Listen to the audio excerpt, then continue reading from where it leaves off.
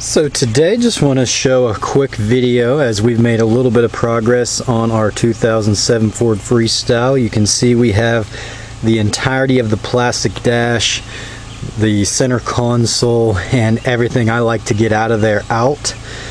What we'll do again is run the tack and everything are just sitting there. I'll mount those with a zip cord over the bar. We're going to run a bar across right above this bar here, and then we run it across here to make kind of our 4-point cage. So I like to do it like that, got it apart, again made sure it fired up afterwards, everything's fired up just kind of as I go, take a plug out. In particular the ones here in the middle with all the radio, and this one had like a dash, not a camera but a dash system, some computer stuff there, and everything still works, everything still runs. I mean, this car runs as well as it can run. Took out the seats, and again, when you, as well as quite a bit of the side dash, I don't have the rear trunk open right now, but these seats, I pretty much had to take out all this plastic on the side to be able to get those two rear seats out. Again, when you flip a vehicle like this, I would encourage you to make a post on Craigslist, just kind of saying parts, and I usually list the parts that are more common, like the front and rear bumper, the front and rear lights, things like that that I don't need, that some people might have been in an accident or busted something and they're looking for it cheap. And I mean, you can make 20, 30, 50, maybe even $100 off just selling parts.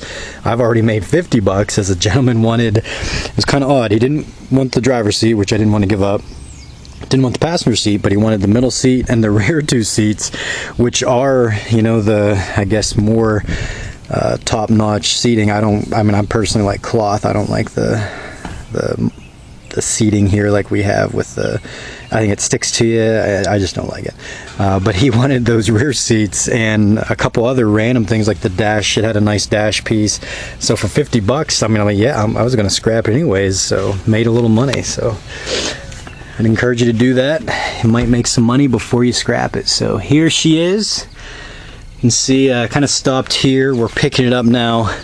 It was about a month and a half ago I did all this, and now I'm picking it back up. We're into summer, getting closer to what we hope will be some derbies. Here you can see is the computer kind of system that was in the dash is sitting there. And now what we're about to do, the transmission again in this vehicle is junk. And I don't just mean my vehicle, I mean the Ford Freestyle transmission. Whoever designed this didn't know what he was doing. I mean, this transmission is just an insanely high failure rate. So this transmission, it would go into drive and reverse when I picked it up. It just didn't work very well, but it worked well enough for a derby.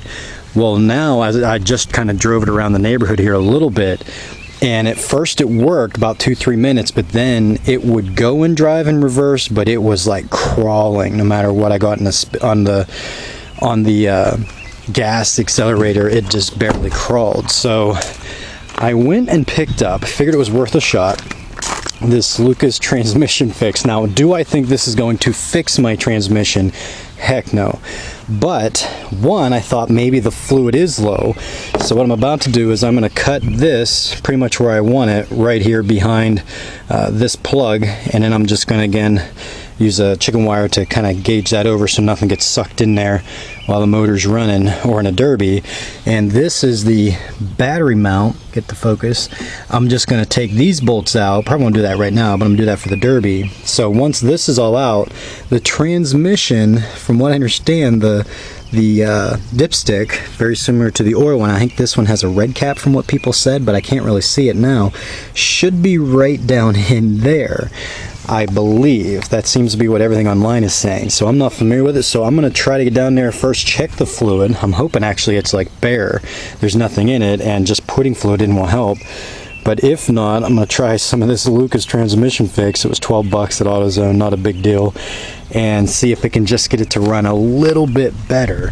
Because right now, I mean, it's such a shame because it's got such a good derby potential, if you will, with the body. And again, it's rusted underneath, but that's, I mean, that's derby vehicles, you know, it's not going to be fit for the road. But if we can just get that transmission to work a little bit better and hold on for just 10 odd minutes, then we might have a shot at a pretty good derby run. So here we go, we're in the next phase, see if we can get it to work.